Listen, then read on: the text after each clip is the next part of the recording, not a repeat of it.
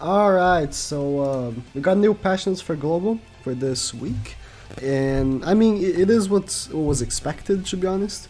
I had a little bit of, I don't know, want that green Eastin would come with blue Eastin, but it was very unrealistic. Every time I mentioned it, I would say, yeah, it's probably not gonna happen because the banner would be way too good, and you know they don't want the banner to have that much value. So Blue Easton's coming by herself as a banner. Is it worth summoning for? Here's the thing, right? Blue Easton's a good unit.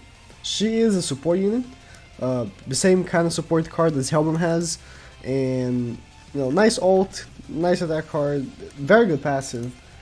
But like, it's the fact that other units exist, right? Just right now on JP, we are gonna have a collab with King of Fighters. You know, KF collab. This was data mine, right? And right now on JP also has countdown, a countdown event. Doesn't say what it is for on the actual official page, but knowing that there is gonna be a KF collab, I can only assume that they're doing a countdown for that. Now there's also like a in the game itself. My game is on my phone. I can't really show it. It's far on my phone right now. But there are, you know, it's kind of suggestive that it's King of Fighters.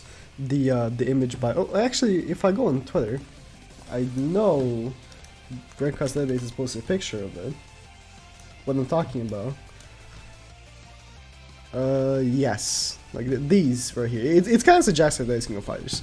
Doesn't, again, say that it is, but it's kind of suggestive, so. Yeah, going back to the global patch. So yeah, King of Fighters collab is gonna come out. They're gonna be very exclusive. Even if you don't care about King of Fighters, I personally never played any King of Fighters games. I don't know any of the characters. But if they're good, right? Like with the AOT collab, Levi is such an interesting and original character. You wanna have him, right? And stuff like that. But if you don't care about King of Fighters, I guess you could skip. But if they're really good, then you know it's good having. And Goddess Liz will come out eventually, and stuff like that. You want to save your gems for like characters and banners that really are worth summoning for. If I have to, you know, say, if you want to summon for an Eastin, I'll do it for green Eastin. This blue Eastin is good, but she can be just replaced by green Hellbrum. Like that, they function the same, you know. They function the same. They function the same. They're support unit that boosts attack related stats. You can just, she's better. Don't get me wrong, she is much better than green Hellbrum because she has better stats. But that's quite about it. If you're gonna summon for an Eastin, summon for the green one. So yeah. Also, 7 SSR penance coming with the growth event. That's pretty nice. I'm lacking on those now because, you know, we had a banner of 6 characters. So new items, yeah. It was like very apparent. We didn't see in the shop for Pringpoo, there was like a mysterious item. It was very apparent that it was going to be Eastin because the disaster event had a mysterious item that, you know, once Mono came out, it was revealed it was costumes for Mono. Even if you don't gather, I do recommend getting the costumes for when you do gather eventually, so. Half Anniversary Salvage Raid Up event. Ooh, that's nice. That's nice. Increasing super success and ultra success. Yeah, that's very nice. Oh, they're finally releasing Nightmare difficulty for these event thingies. Nightmare is hard, but honestly, if you have a good team, it's not all that. It was much. I believe they nerfed it.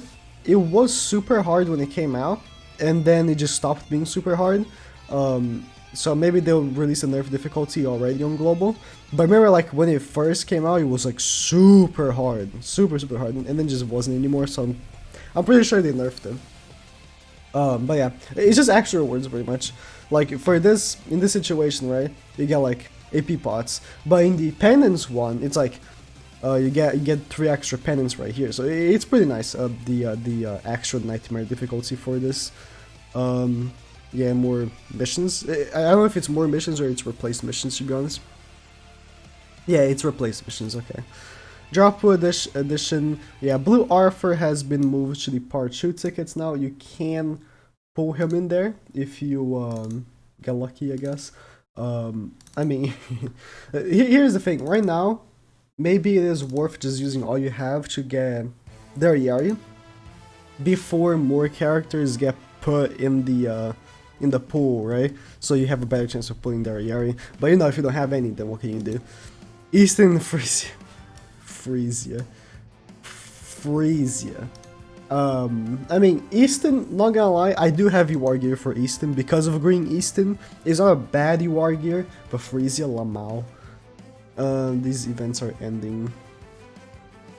Fix an issue where Captain Meliodas killed. Okay. I mean, that's pretty much about it. I mean, not much happening. No events, right? There's no new activity. I mean, if you want to count. If you want to count this as no activity, I guess. It is something that's permanent. It's just gonna be there forever. Nothing crazy, right? Again, I don't know. I don't think Blue Eastin, as much as it is a character I use quite a bit, just because, you know, what is it? The guild boss looks like a crab. That guild boss I use Blue Eastin. And then, for what else do I use her? I don't know. That's it, I think.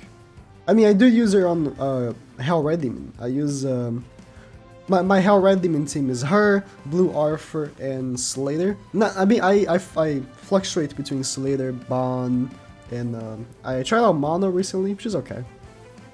The blue Mono, right? So she's good for Hell Red Demon. So yeah, she has 2 activities where she's very prevalent on: Hell Red Demon and the Crab guild boss. Now we have 3 guild bosses, if you don't know, and there's a rotation between all these 3 guild bosses, and she's only gonna be good for one of them. And you can just use the green Hellbrim instead. So it's what I'm saying, right? You don't need her, although she is much better. Now, you know, if you summon for her, if you don't summon for her and you wait for green Eastin, this is the character you want. She disables recovery skills, prevents ultimate gauge from filling up. If it's level 3, right? You should be using Gopher when you use her, right? You should be. That's you kind of have to. If you manage to get level 3 turn 1, not only you disable recovery skills, you prevent their ultimate gauge, and you also reduce their attack by 20% for 3 turns. This card does so much. It's like an almost insta win if you get it turn 1. If you're going first and you get this turn 1, it's almost like you already won. She has weak point as well, so she does, you know, debuff them and also do triple damage. And for each debuff on enemies, it increases all allies' pierce rate, crit chance, and crit damage by 5%, up to 40%. So if you do this, you are going to be maxing out her passive, so you're giving to her and all the allies extra 40% pierce, crit chance, and crit damage. This unit is so insane. Like, it's, in my opinion, she's still like top 5 best PvP units in the game. I used her recently for a video, and I just got reminded of how good she is, because I had not used her for a while. I used her a little bit with Lilia, but it wasn't so much. But like, it was more focused on Lilia, right?